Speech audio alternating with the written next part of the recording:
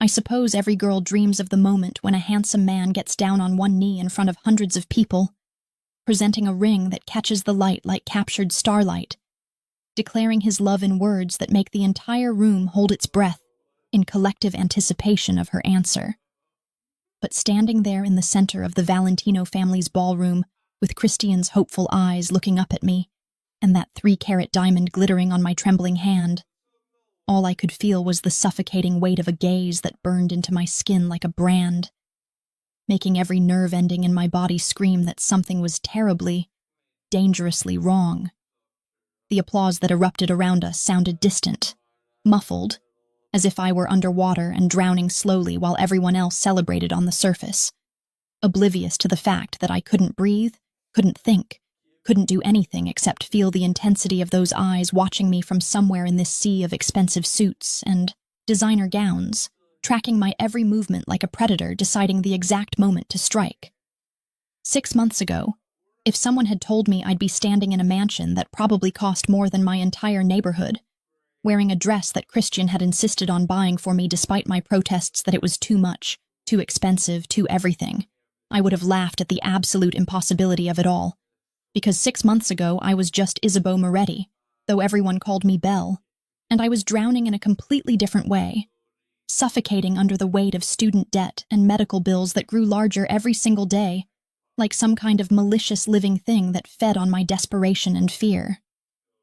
My father had been diagnosed with stage 4 pancreatic cancer, the kind of diagnosis that doctors deliver with sympathy in their eyes because they know they're essentially handing you a death sentence wrapped in medical terminology and the experimental treatments that might,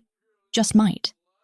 give him a few more months or even years were so far beyond our financial reach that I had actually laughed when the oncologist mentioned them.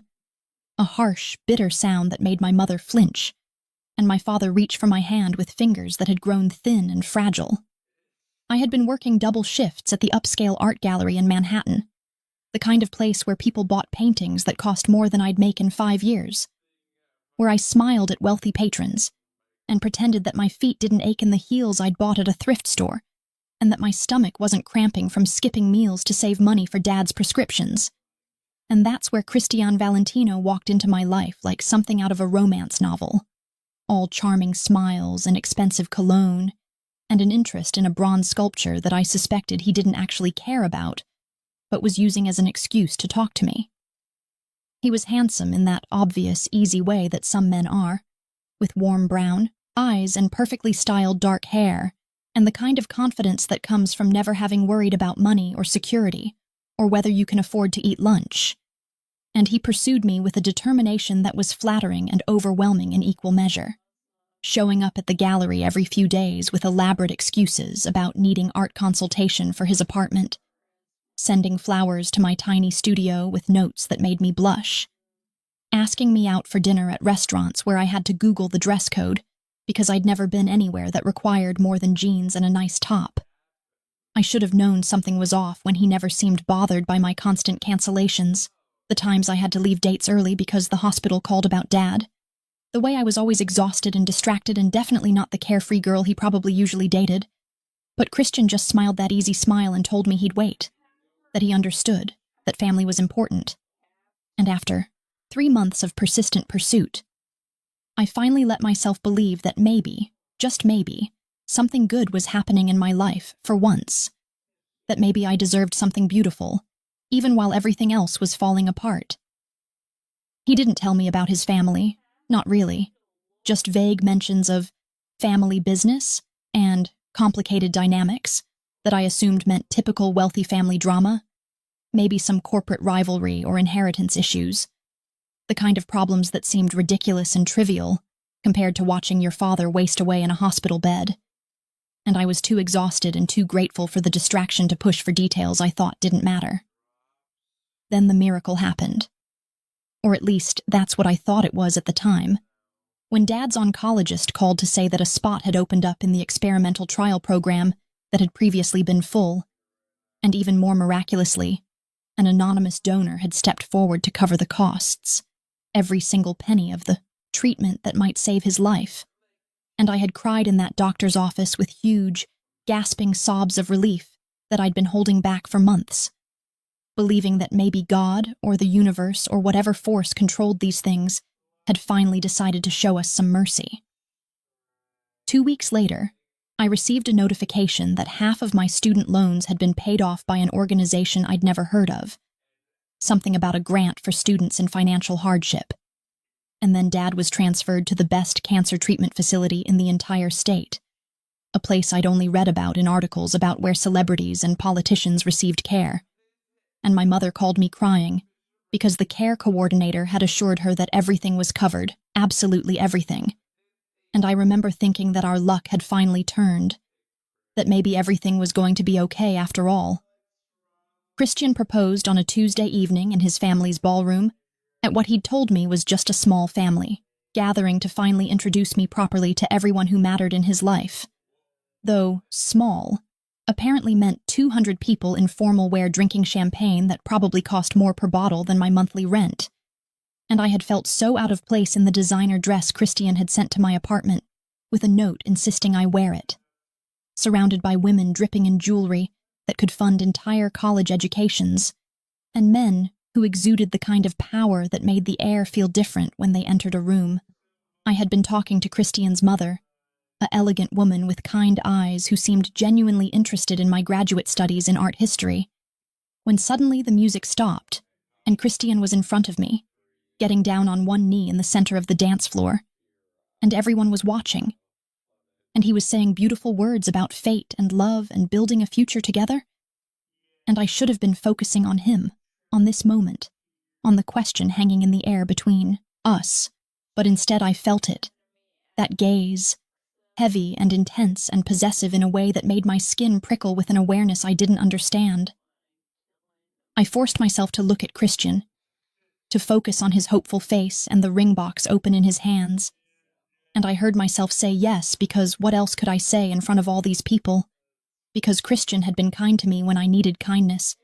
Because I was grateful and fond of him even if I wasn't sure what I felt was the kind of earth-shattering love that justified marriage. And the room erupted in applause and congratulations. And Christian was sliding the ring onto my finger and kissing me while cameras flashed and people cheered. But that feeling didn't go away. That sense of being watched, being hunted, being claimed by something I couldn't see but could feel in every cell of my body. Then the crowd parted. Not dramatically like in movies, but in that subtle way people move when someone important approaches, creating a path without seeming to realize they're doing it. And I looked up toward the grand staircase that curved down from the second floor and saw him for the first time. Really saw him. And my breath caught in my throat in a way that had nothing to do with fear,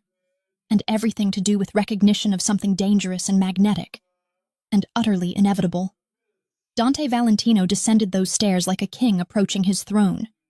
and I understood in that instant why people used words like commanding presence and natural authority, because he didn't just enter a space. He dominated it, claimed it,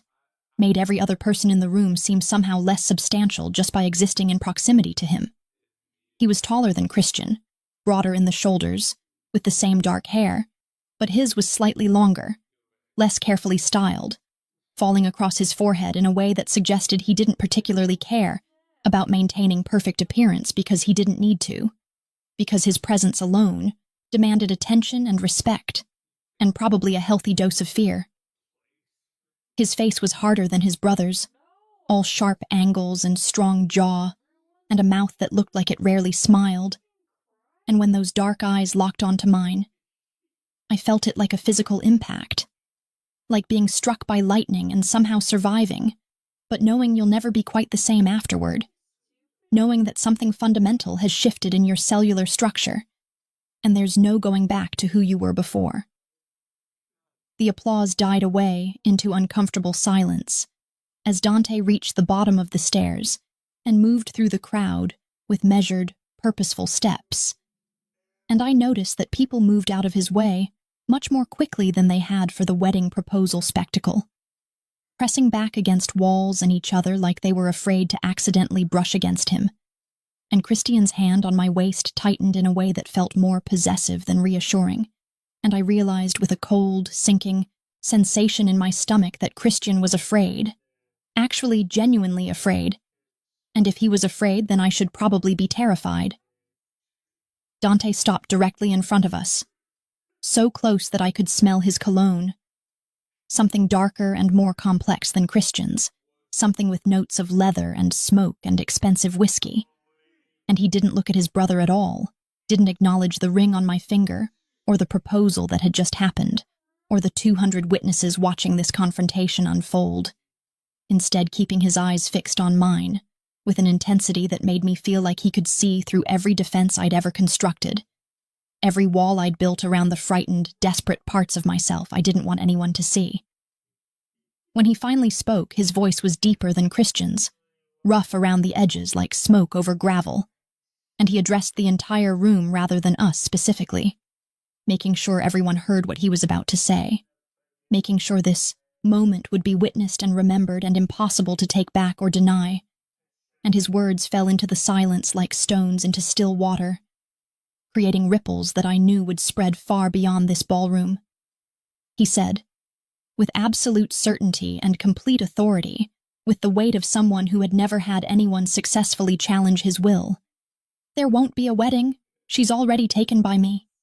And the world seemed to tilt on its axis, everything I thought I understood about my life and my choices and my circumstances suddenly revealing itself to be nothing but carefully constructed illusion. And before I could process what was happening, before I could protest or question or even breathe, Dante's hand closed around my wrist in a grip that was firm without being painful, proprietary without being brutal.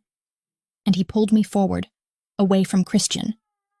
away from the safe, easy future I thought I had just agreed to, and toward something darker and more dangerous and infinitely more complicated than I had ever imagined possible. The drive to Dante's estate passed in a blur of streetlights and stunned silence, with me sitting in the back of what I was fairly certain was a bulletproof Mercedes, my wrist still tingling from where his fingers had gripped it in that ballroom, my mind racing through the events of the past hour, like someone frantically rewinding a film, trying to find the exact moment where everything went catastrophically wrong, though I was beginning to suspect that the wrongness had started long before tonight, that I had been swimming in dangerous waters for months, without realizing that sharks circled beneath the surface. Dante sat beside me, not touching me now, but close enough that I could feel the heat radiating from his body, close enough that his presence filled the entire car, despite the spacious interior. And every time I opened my mouth to demand an explanation,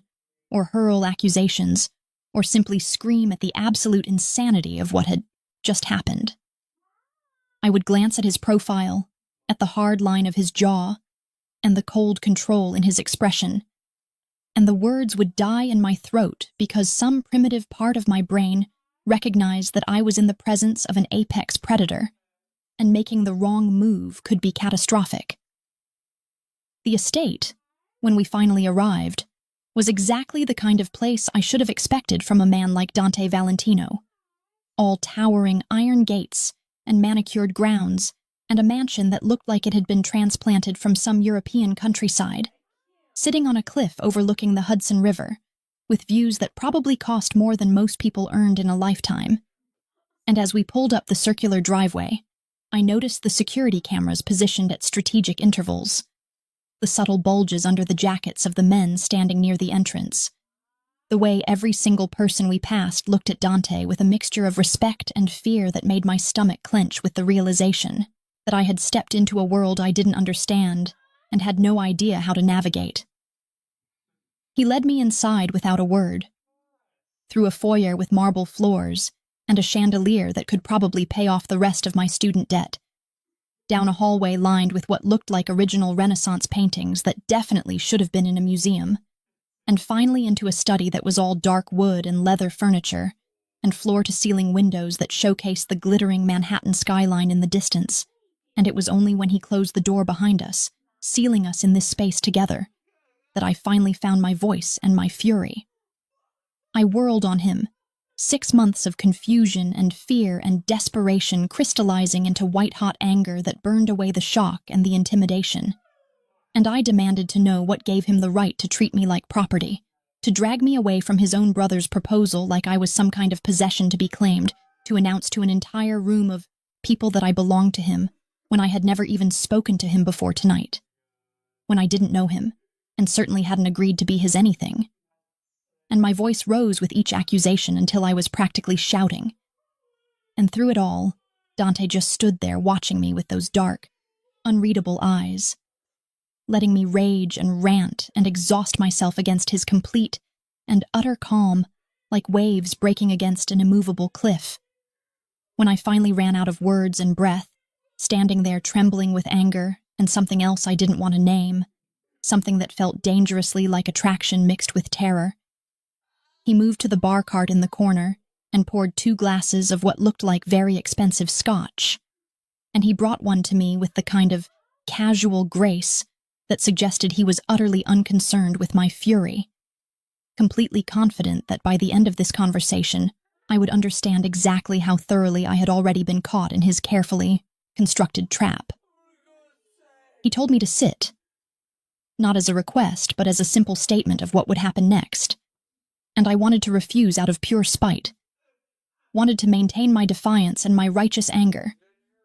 But my legs were shaking, and I couldn't seem to catch my breath, and the scotch glass was cool against my palm. So I found myself sinking into one of the leather armchairs while he remained standing, positioning himself between me and the door in a way that might have been accidental but felt distinctly like a deliberate choice, a reminder that I was here because he allowed it, and I would leave when he permitted it, and not a moment before. He began to speak then, his voice low and measured, explaining with the kind of chilling composure that made it clear he had planned every word of this conversation long before tonight, that from the moment Christian had brought me to a family dinner 3 months ago, casually introducing me as the girl he was seeing, Dante had known that I was different from the usual women his brother dated, that I wasn't some shallow socialite looking for access to wealth and status, that I had depth and intelligence and a genuine quality that was rare in their world. And I wanted to interrupt, to tell him that his assessment of my character didn't give him ownership of my choices, but something in his expression kept me silent, kept me listening, even as every word he spoke felt like a revelation I desperately didn't want to hear. He told me that he had investigated me, said it as casually as someone might mention checking the weather, and my blood ran cold as he recounted details about my life that I had never shared with Christian. Details about my father's diagnosis and the impossible cost of treatment, about my mother working double shifts as a nurse to try to make ends meet, about the collection agencies that called at all hours demanding payment on medical bills that had grown to 6 figures, about my own student debt that had kept me from sleeping at night as I tried to figure out how to finish my graduate degree while working enough hours to survive. And with each detail he revealed, I felt the walls of reality shifting around me, felt the ground beneath my feet turning to quicksand as I began to understand that nothing about the past 6 months had been coincidence or luck or divine intervention. The anonymous donor who had covered my father's experimental treatment, the mysterious grant that had paid off half my student loans, the miraculous opening in the trial program that had previously been full, the transfer to the elite cancer facility where my father was currently receiving world-class care. Every single piece of good fortune that had felt like salvation had been Dante, pulling strings from the shadows, building an invisible cage around me bar by bar while I was too desperate and grateful to question where the help was coming from, or what price I might eventually have to pay for it. I felt sick, actually physically nauseated, as the full scope of his manipulation became clear, as I realized that he had been orchestrating my life for months, while I remained completely oblivious, believing that I was making my own choices and finding my own path when in reality I had been dancing to music only he could hear, following a script he had written, without ever knowing I was performing in his private play. He moved closer then, crouching down in front of my chair so that we were at eye level, so that I couldn't look away from those dark eyes that seemed to see through every defense I possessed. And he asked me if I understood what he was telling me, if I comprehended the full implications of the debt I had already incurred without realizing it. Because in his world, in the world he controlled with ruthless efficiency, Nothing came for free, and every favor carried a price that would eventually come due. And that price, he explained with devastating clarity, was me, all of me, my loyalty and my presence, and ultimately my complete surrender to the reality that I belonged to him now, whether I liked it or not. I wanted to throw the scotch in his face, wanted to tell him that human beings couldn't be owned like property regardless of how much money he had spent or how many strings he had pulled. Wanted to insist that I would find a way to pay back every penny and walk away from both Valentino brothers and their twisted family dynamics. But even as the words formed in my mind, I knew they were empty threats, knew that I was trapped as surely as if he had locked me in an actual cage, because he held my father's life in his hands, and my mother's peace of mind, and my own ability to finish my education and build any kind of future. And we both knew that I couldn't walk away from that, couldn't sacrifice my family's well-being for the sake of pride or principle or the illusion of freedom. He presented his terms then, laying them out with the precision of a business negotiation, explaining that I could refuse him and watch everything he had provided disappear overnight. Could watch my father get kicked out of the elite treatment facility and lose access to the experimental drugs that were actually working. Could watch my mother collapse under the weight of medical debt that would return with a vengeance. Could return to working double shifts and skipping meals and lying awake at night wondering if my father would die because I couldn't afford to save him, or I could accept reality and agree to become his in every way that mattered. And in return, he would continue to provide everything I needed, would clear the rest of my debts, and ensure my family never wanted for anything, and give me access to a life of luxury I had never imagined possible. The choice he offered wasn't really a choice at all, and we both knew it. But there was something almost respectful in how he laid it out. How he didn't try to pretend this was about love or romance or anything other than exactly what it was, a transaction in which I traded my autonomy for my family's survival, and in some twisted way I appreciated the honesty of it even as I hated everything it represented. I asked him what would happen to Christian, whether his brother would be punished for falling for the woman Dante had apparently already claimed, and something flickered in Dante's expression then. Something that might have been regret or pain, or possibly just annoyance. And he told me that Christian would be fine as long as he accepted the reality of the situation. That this wasn't about punishing his brother, but about claiming what was rightfully his. Though he didn't elaborate on what made me rightfully his beyond the money he had invested in keeping my family afloat. And I wondered if perhaps there was more to this obsession than simple possession. If maybe there was something deeper and more dangerous lurking beneath his calculated control. I found myself asking the question that had been burning in my mind since he dragged me out of that ballroom, demanding to know why me specifically. What about me had caught his attention and triggered this elaborate manipulation? Whether this was just some kind of power play between brothers, or if there was something more. And Dante's expression shifted into something I couldn't quite read. Something intense and almost vulnerable for just a fraction of a second before his control slammed back into place. He told me that I reminded him of someone from a long time ago who had been genuine in a world full of performers, someone who had seen him as a person, rather than a position or a source of power. And I wanted to ask who that someone was and what happened to them. But before I could form the question, he was standing again, putting distance between us. And the moment of whatever that vulnerability had been was gone, replaced by the cold, calculating man who had orchestrated my entire life without my knowledge or consent. The scotch burned going down my throat as I drained the glass in one desperate swallow, needing the fire of it to ground me in this surreal reality I was suddenly inhabiting. And I told Dante that I would accept his terms, but that I had conditions of my own. Because if I was going to be trapped in this arrangement, then I refused to be a passive prisoner. Refused to be just another beautiful possession in his collection of expensive things. And I saw something like surprise flicker across his features, as if he hadn't expected me to negotiate, as if he had assumed I would simply crumble under the weight of his manipulation. I told him I wanted to continue my graduate studies, wanted to maintain some semblance of the life I had been building for myself. wanted to understand the world he was forcing me into rather than existing in ignorant captivity. And I demanded that if I was going to be his, then he needed to teach me everything, needed to show me the truth of the Valentino family business and stop treating me like a sheltered child who needed to be protected from reality. And as I spoke, I watched his expression shift from surprise to something that looked almost like respect, maybe even admiration, as if I had passed some kind of test I hadn't known I was taking. He agreed to my terms with a single nod, that was all. Just a slight inclination of his head that somehow carried the weight of an unbreakable vow. And he told me that starting tomorrow I would shadow him,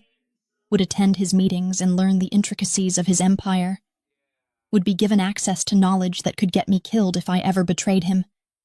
And the way he said it, with absolute certainty that I wouldn't betray him, made me wonder if he knew something about me that I didn't know about myself, if he had seen some darkness in my soul that matched his own, and that was what had drawn his attention in the first place. He walked me to the door then, his hand settling on the small of my back in a gesture that was possessive but not aggressive, proprietary but somehow also protective. And he told me that a car would pick me up at 8 a.m. and that I should dress professionally, because I would be meeting people who would judge me based on appearance before they ever heard me speak. And I wanted to protest that I didn't have professional clothes suitable for whatever world he inhabited. But before I could say anything, he added that a stylist would arrive at my apartment at 6 a.m. to help me prepare, because of course he had already thought of everything, had already anticipated every obstacle and smoothed the path ahead because that was what he did. He controlled everything and everyone around him with meticulous precision. As I rode home in another luxury car, driven by a silent man, who probably carried at least 2 weapons I couldn't see, I stared out at the city lights and tried to process the fact that my entire life had been rewritten in the space of a few hours, that the future I had thought I was building with Christian had been nothing but smoke and mirrors, that I had been claimed by a man I didn't know but who apparently knew everything about me. And the most terrifying part wasn't the loss of freedom or the manipulation, or even the danger I sensed hovering around Dante like a physical presence, but rather the tiny, traitorous part of myself that had felt something when he looked at me with those dark, intense eyes. Something that wasn't fear or anger, but rather recognition, as if some deep part of me had been waiting for exactly this, for someone who saw through all my defenses and claimed me anyway. Someone dangerous enough to match the darkness I usually pretended didn't exist inside myself. And as I touched the diamond ring still glittering on my finger, Christian's ring that I should probably return but somehow couldn't bring myself to remove just yet, I wondered if Dante Valentino had just saved me or damned me, and whether there was really any difference between the two in the end. The stylist arrived at precisely 6 a.m. as promised. A severe-looking woman named Margot, who swept into my tiny studio apartment with an entourage of assistants carrying garment bags and makeup cases and shoe boxes, transforming my modest living space into something resembling a high-end salon. And she assessed me with the critical eye of someone evaluating raw material for a sculpture, circling me slowly while making thoughtful humming noises that I couldn't interpret as either approval or disappointment. She dressed me in a charcoal gray suit that probably cost more than 3 months of my rent, with a silk blouse the color of deep burgundy underneath, and heels that added 3 inches to my height, while somehow remaining comfortable enough to walk in, which I suspected was some kind of expensive shoe magic that only the wealthy had access to. And when she finally allowed me to look in the mirror, I barely recognized the woman staring back at me, because she looked polished and powerful, and like she belonged in Dante Valentino's world in a way that the exhausted graduate student in thrift store clothes definitely had not. The car arrived exactly at 8, driven by the same silent man from the previous night, and as we navigated through morning traffic toward the financial district, I tried to calm the nervous energy thrumming through my veins, tried to prepare myself for whatever I was about to experience, though I had no frame of reference for what stepping into a mafia boss's daily operations would actually entail, because everything I knew about organized crime came from movies and television shows that I suspected bore little resemblance to reality. Dante's office occupied the top 3 floors of a gleaming skyscraper that housed what appeared to be a legitimate import-export business, at least according to the discreet signage in the lobby, and as we rode the elevator up to the executive level, I noticed the way other passengers instinctively moved away from my driver, creating space around us as if danger had a scent they could detect and avoid, and I wondered if I would eventually develop that same ability to recognize threat, or if I would always be fumbling blindly through this world Dante inhabited with such lethal grace. Dante was waiting in his office, standing by the floor-to-ceiling windows that overlooked the city, and he turned when I entered, his dark eyes traveling over me in an assessment that felt almost physical, and I saw satisfaction flicker across his features before he gestured for me to sit in one of the leather chairs facing his massive desk. He explained that today I would simply observe, that I should watch and listen and begin to understand the various threads that wove together to create his empire, and he emphasized that I should never speak unless directly addressed, that showing weakness or uncertainty in front of the men I was about to meet could be dangerous not just for me but for him, because any perceived vulnerability would be exploited by people who spent their entire lives looking for opportunities to gain advantage or seize power. And I nodded my understanding while my stomach twisted with anxiety about the world I was being initiated into, a world where every word and gesture carried weight and consequence. The first meeting involved 3 men in expensive suits who entered Dante's office with the kind of deference that suggested they feared him as much as they respected him, and they discussed shipping schedules and cargo manifests and distribution networks in language that sounded legitimate on the surface but carried undertones that made it clear we were discussing something significantly less legal than the import-export business claimed on paper. I watched Dante negotiate with cold precision, never raising his voice but somehow dominating the entire conversation through sheer force of presence, and I noticed how the other men's eyes would occasionally flicker to me with curiosity and calculation, trying to determine who I was and what I meant to their boss, and Dante's hand would settle possessively on my knee under the table whenever their attention lingered too long, a silent claim of ownership that made something in my stomach flutter despite my determination to remain unmoved by his displays of possession. The second meeting was significantly more tense, involving a man who owned a chain of legitimate businesses that apparently served as fronts for money laundering operations. And this man was angry about something, his voice rising as he complained about increased scrutiny from federal investigators and demanded that Dante do something to protect their mutual interests. I watched Dante's expression remain perfectly calm, even as the other man's agitation grew. And then, in a movement so fast I almost missed it, Dante had the man pressed against the window with one hand around his throat,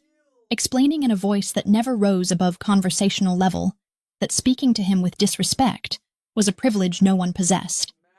that the federal investigation was the man's own problem caused by his sloppy bookkeeping and careless mistakes,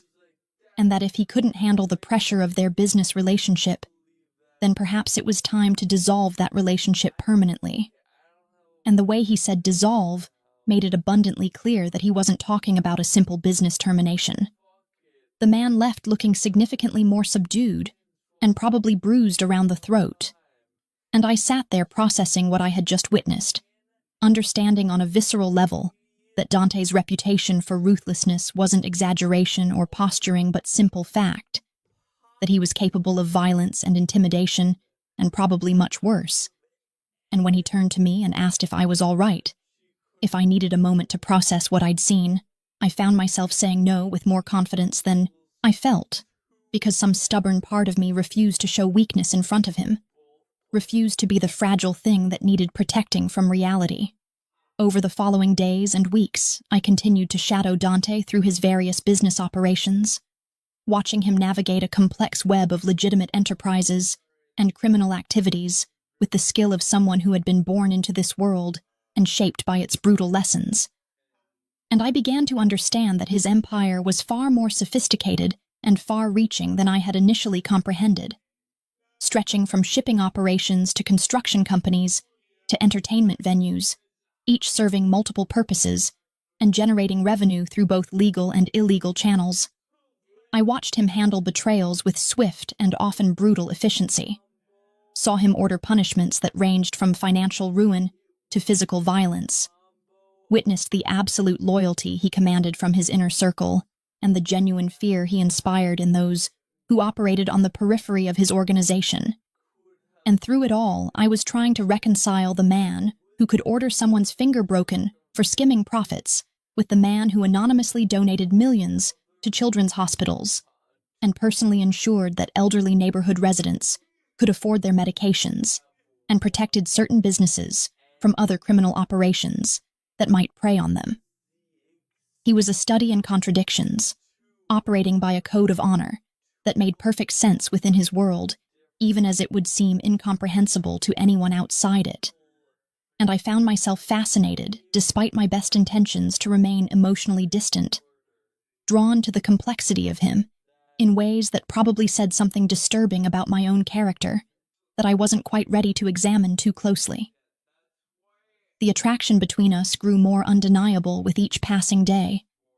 crackling in the air during long hours spent in close proximity,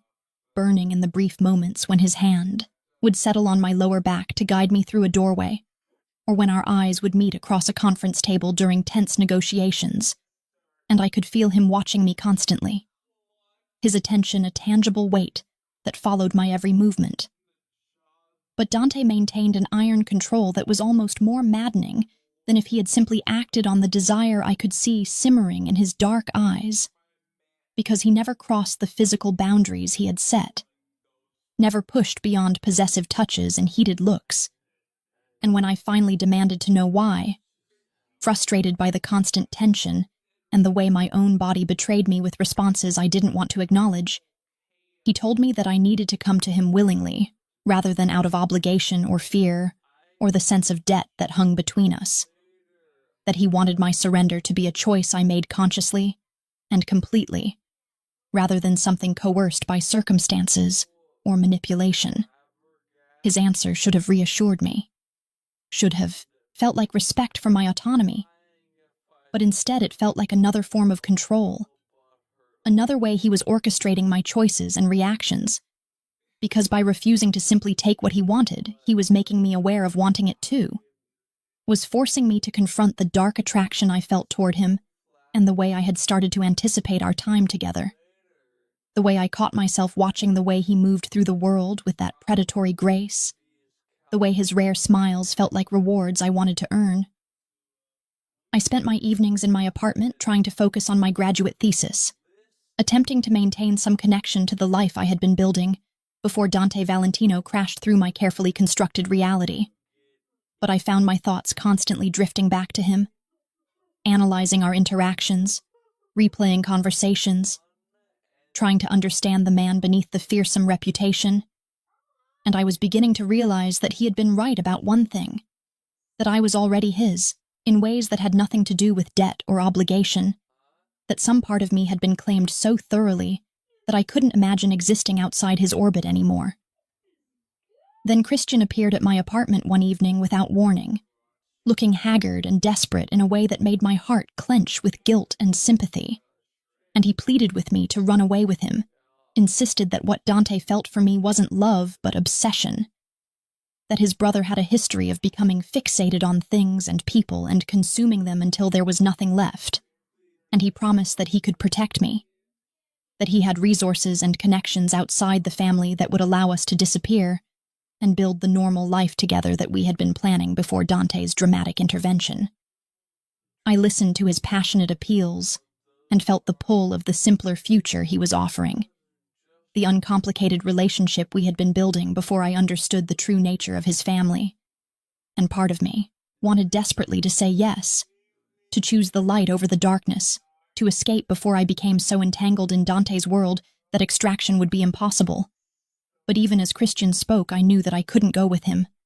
that something fundamental had shifted inside me during these weeks of shadowing Dante, of seeing the full scope of his power and control, of understanding the complexity of the empire he had built and maintained through intelligence and ruthlessness, and an unwavering commitment to his own code of honor. I told Christian as gently as I could that I couldn't run away with him, that I was sorry for the hurt I had caused and the confusion surrounding the situation, but that I had made my choice even if I didn't fully understand all the implications of that choice yet. And I watched his expression crumble from hope to devastation to something harder and angrier. And he told me that I was making a terrible mistake, that Dante would destroy me the way he destroyed everything he touched, that I would wake up one day and realize I had traded my soul for the illusion of security, and by then it would be too late to get it back. His words haunted me after he left, echoing through my mind as I lay awake that night, wondering if he was right, if I was walking willingly into a trap that would close around me until I couldn't breathe, until I forgot who I had been before Dante Valentino decided I belonged to him. But even with those doubts swirling through my consciousness, I knew I wouldn't change my decision, that whatever Dante and I were building together, however dark and dangerous and probably unhealthy it might be, felt more real and more essential than the safe alternative Christian offered. The following week brought news that made my blood run cold. Whispered conversations between Dante's men that they didn't realize I could overhear. Fragments of information about Christian making contact with rival families, about meetings in neutral territories, about alliances being formed that didn't make strategic sense unless the goal was something specific and personal rather than broadly business-oriented. I tried to dismiss it as paranoia, tried to convince myself that Christian wouldn't be so reckless as to actually move against his own brother. But the worried glances Dante's closest advisors kept shooting in my direction suggested they believed otherwise, that they saw me as the catalyst for a family rupture that could have devastating consequences for everyone involved. And I felt guilt settle heavy in my chest at the realization that my presence had created this conflict, that both brothers were apparently willing to risk everything over possession of me. I debated whether to tell Dante about Christian's visit, about his plea for me to run away with him, knowing that the information could be important, but also knowing that it might trigger exactly the kind of confrontation that could tear the family apart. And I spent days wrestling with the decision, weighing loyalty against protection, trying to determine where my responsibilities lay in this impossible situation. Then I overheard something that made the choice for me. A conversation between two of Dante's lower-level associates about a meeting scheduled at the old warehouse on the docks, about how it was supposed to be a neutral negotiation to settle some territorial dispute. But something felt wrong about it, about how the usual security protocols weren't being followed, and certain key players were being kept deliberately uninformed, and a cold certainty settled in my gut that Christian's desperate love had transformed into something far more dangerous, that his new allies weren't interested in helping him win me back, but rather in using his pain and anger as a tool to strike at Dante himself. I found Dante in his office late that evening, tie loosened and sleeves rolled up as he reviewed financial reports that probably concealed various illegal transactions within seemingly legitimate business operations. And when I told him what I had overheard, when I explained my suspicions about Christian's involvement and the potential trap waiting at the warehouse meeting, I watched his expression shift through several emotions too quickly to fully identify before settling into cold fury, mixed with what might have been grief. He asked me why I was telling him this, whether I was trying to protect him or trying to protect Christian, and I found myself being honest in a way I hadn't been since this whole situation began, admitting that I was trying to protect everyone because despite the impossible circumstances and the manipulation and the way I had been dragged into a world I didn't understand, I had somehow started to care about all of them, about Dante with his contradictions and his intensity and his surprising moments of tenderness, about Christian who had shown me kindness when I desperately needed it, even if that kindness had been part of a larger game I hadn't known I was playing, even about the family itself with all its violence and complexity and twisted sense of loyalty. Dante studied me for a long moment, his dark eyes searching my face for something I couldn't name, and then he told me that I would accompany him to the warehouse meeting, that if there was going to be a confrontation with his brother, then I should be there to see the consequences of the choices I had made, the ripples spreading out from my presence in their lives, and I wanted to argue that I shouldn't be anywhere near what might turn into a violent situation. But something in his expression told me this wasn't up for debate, that he needed me there for reasons that went beyond simple presence, that maybe he needed to know if I would stand with him when everything fell apart, or if I would try to run to Christian at the first sign of genuine danger. The warehouse was exactly the kind of place where bad things happened in movies, all rusted, metal and broken windows and shadows that seemed to move with malicious intent. And as we arrived with a small contingent of Dante's most trusted men, I could feel the wrongness in the air, the sense that we were walking into something carefully orchestrated and deliberately deadly. And when the shooting started mere seconds after we entered the building, when bullets began tearing through the darkness, and men were shouting, and I could smell gunpowder and see muzzle flashes illuminating the chaos like deadly fireworks, I understood with crystalline clarity that this was the reality of Dante's world, stripped of all pretense and sophistication, that underneath the expensive suits and legitimate business fronts and carefully maintained appearances, violence was always waiting just beneath the surface, ready to erupt and consume everything in its path. I saw Dante moving through the chaos with practiced efficiency,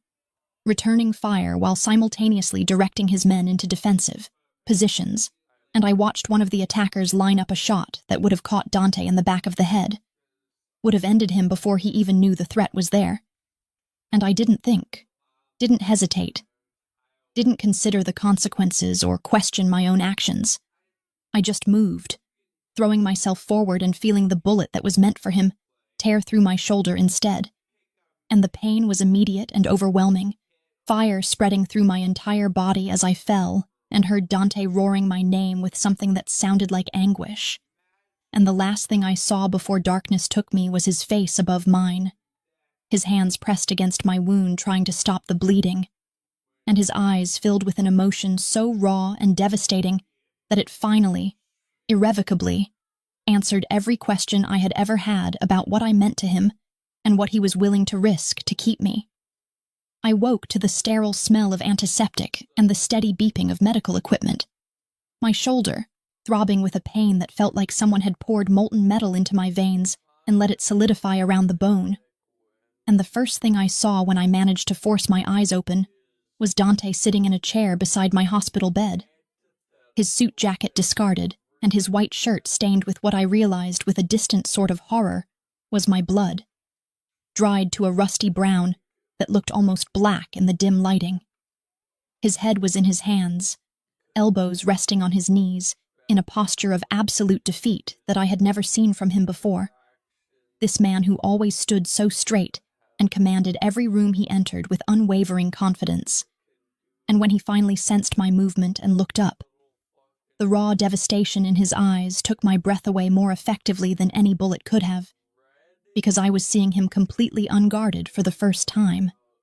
seeing past every defense and carefully maintained control to the terrified man underneath who had apparently been sitting vigil beside my bed for what the clock on the wall suggested was at least 12 hours.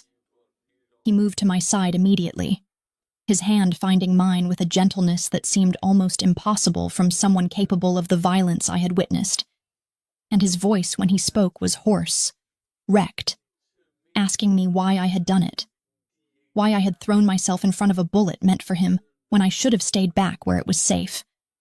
when I should have let him handle the situation the way he had handled countless others before, and I wanted to explain that I hadn't made a conscious decision,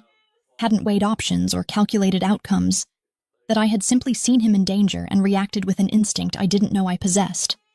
an instinct that apparently valued his life more than my own safety.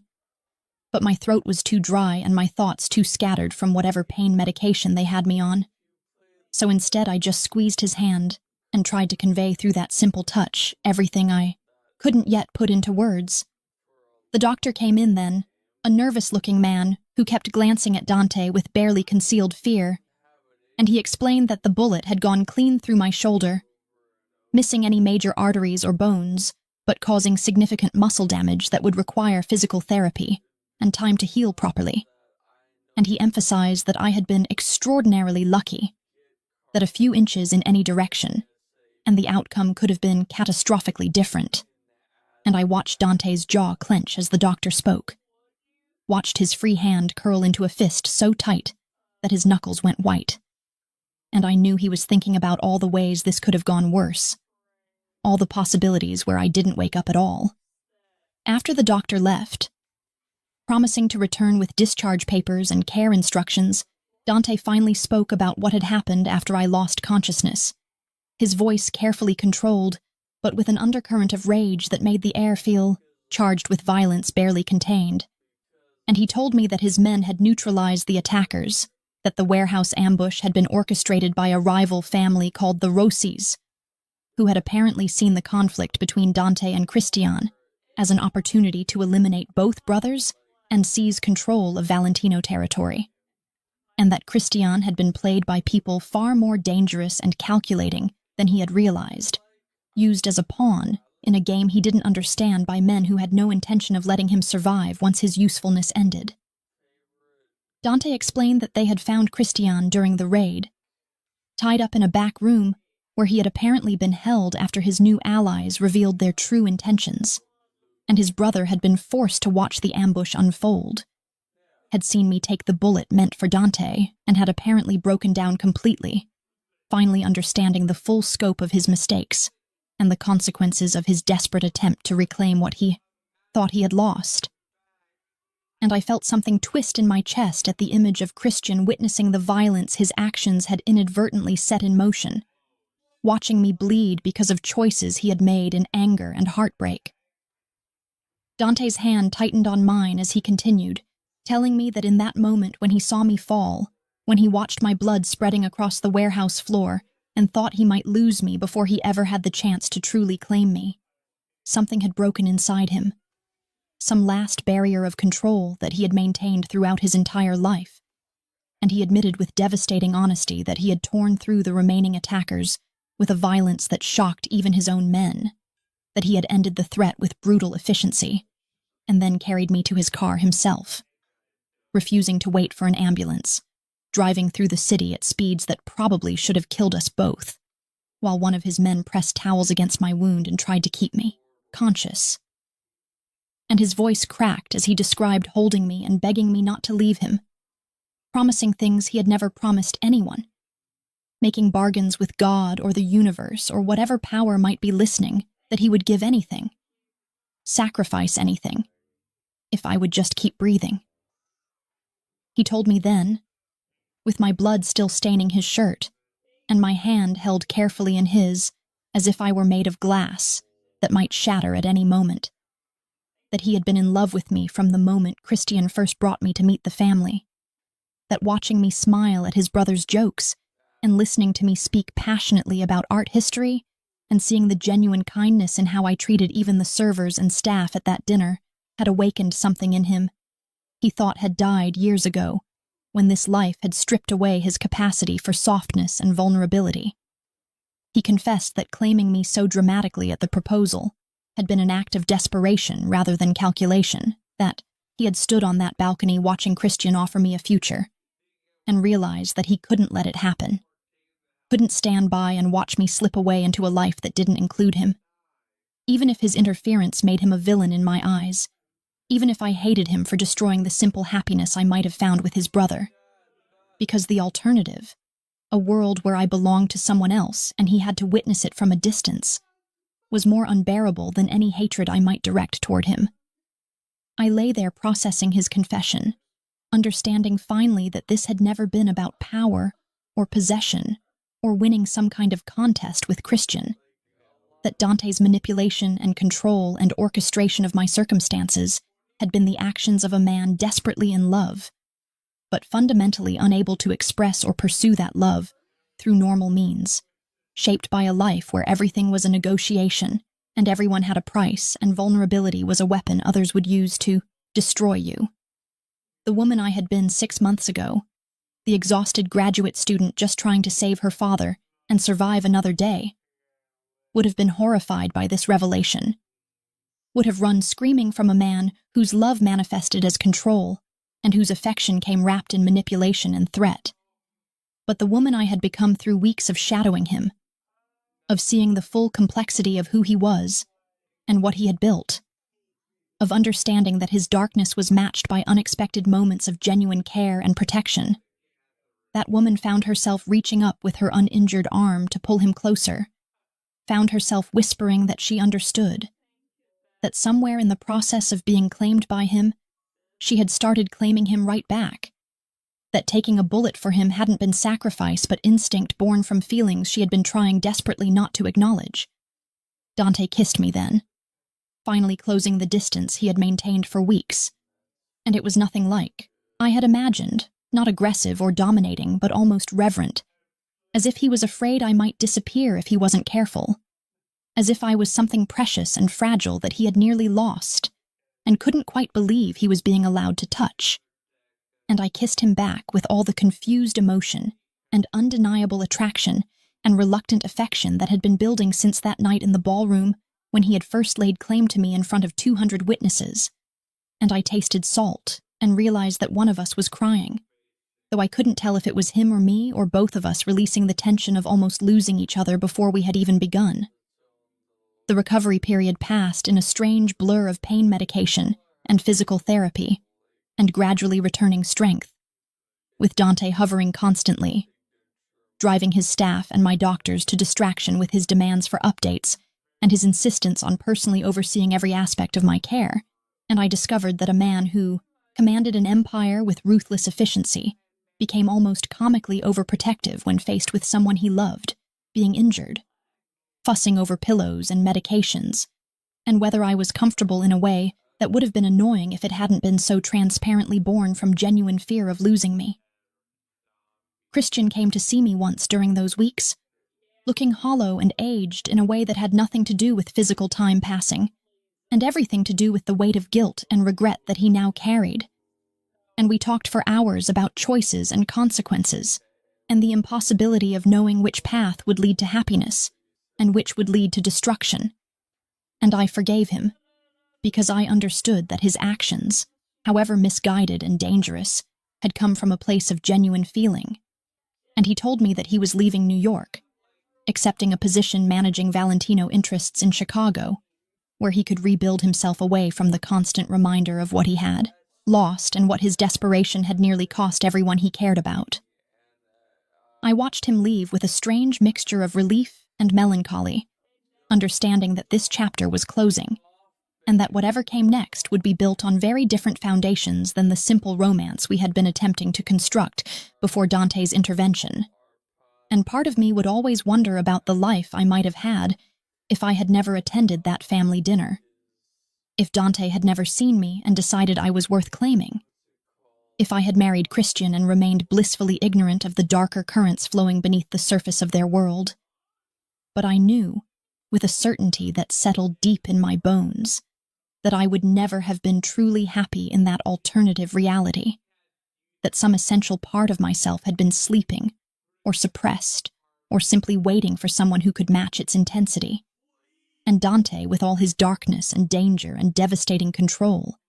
had awakened something in me that couldn't be put back to sleep, had called to the parts of myself I had always tried to ignore or minimize because they didn't fit the image of who I thought I should be. My return to Dante's world was not as a captive or an obligation, but as something else entirely, something I chose with open eyes and full understanding of what that choice meant. And I discovered that there was strange freedom in surrendering to the truth of who I actually was, rather than who I thought I should be, in accepting that I was drawn to darkness and power, and the kind of man who would burn down the world to keep me safe. I took my place at Dante's side officially, learning not just to observe his empire but to participate in it, discovering that I had a talent for strategy and negotiation that surprised even myself, that my art history background gave me unexpected insights into the psychology of the wealthy collectors and investors who formed part of Dante's legitimate business operations, and that the empathy I had always considered a weakness could actually be a powerful tool when deployed correctly in a world where most people operated purely from self-interest. The organization that had once seemed so foreign and frightening became familiar territory, and I found myself commanding respect in my own right, rather than simply as an extension of Dante's power. proving through careful maneuvering and occasional ruthlessness that I wasn't just decoration or a weakness to be exploited, but rather an asset and a force to be reckoned with in my own capacity. Dante watched this transformation with what I could only describe as pride mixed with desire, seeing me become the woman he had somehow known I could be, and our relationship evolved beyond the initial claiming into something deeper and more complex, built on genuine partnership and mutual respect, alongside the intense physical attraction that had always crackled between us. And I learned that love in his world looked different than the fairy tales I had grown up believing, that it was expressed through protection and loyalty and the willingness to destroy anyone who threatened what you had built together. And I found that I preferred this darker, more honest version of devotion to the pretty lies more conventional relationships were built upon. Our wedding, when it finally happened, was less a celebration and more a declaration of power to everyone who mattered in New York's criminal underworld. A lavish affair that brought together both legitimate society and the darker forces that moved beneath the surface. And as I stood beside Dante wearing a dress that had been custom-made by a designer who probably didn't want to know exactly who was paying for her services, I thought about the terrified girl I had been just months ago, drowning in debt and desperation, believing that Christian's proposal represented salvation from a life that was crushing me under its weight. I had been so wrong about what salvation looked like, had been searching for rescue in the form of stability and normalcy, and a return to the life I thought I should want, when what I actually needed was someone who would see through all my defenses to the person underneath. Someone who would claim me so completely that I had no choice but to finally claim myself in return. Someone who would love me not despite my darkness, but because of it. Because he recognized it as matching his own. As Dante slid the wedding ring onto my finger, replacing the engagement ring Christian had offered in what felt like a lifetime ago, I looked into his eyes and saw reflected back everything I had become. All the ways I had transformed from that desperate graduate student into someone who could stand confidently in this dangerous, beautiful, terrible world. And I realized that what had seemed like losing myself was actually finding myself. That being claimed by Dante Valentino had forced me to stop pretending to be someone I wasn't and start embracing who I actually was. And the freedom in that acceptance was worth every sacrifice and every moment of fear and uncertainty I had endured to get here. The reception flowed around us in a glittering display of wealth and power. People who controlled empires and moved millions with a word coming to pay their respects and acknowledge our union. And I received them with the confidence of someone who had earned her place rather than simply been granted it. And I knew that I would defend this life, this man, this world we were building together with the same ruthlessness he had shown in claiming me. Because I understood now that love in the darkness wasn't weaker than love in the light. It was simply more honest about the cost and more willing to pay it. In the end, standing in Dante's arms as we swayed to music played by an orchestra that probably cost more than my entire previous year's salary, surrounded by dangerous people wearing beautiful masks of civilization, I understood that there are 1,000 different kinds of love stories, and not all of them look like what we're told they should. And some of the deepest, truest connections are forged not in sunshine and easy happiness, but in shadow and struggle, and the willingness to see someone's darkness and say yes anyway. To look at all the broken, dangerous, beautiful pieces of a person, and decide that this, exactly this, is what you choose, is what you'll fight for, is what you'll burn the world down to protect. And as Dante pressed his lips to my temple, and whispered that I was his queen, his partner, his equal, his everything, I knew with absolute certainty that I had found exactly where I belonged, had become exactly who I was always meant to be, had discovered that sometimes being taken is really just another word for being freed, and that the greatest love stories aren't about being saved, but about being seen, completely and utterly seen, and being loved not despite what that seeing reveals, but because of it. Because sometimes the only person who can truly love you is the one whose demons dance perfectly with your own, whose darkness understands your darkness, whose soul recognizes your soul as its mirror and its match, and in that recognition, in that perfect, terrible, beautiful understanding, you finally, irrevocably, devastatingly, come home.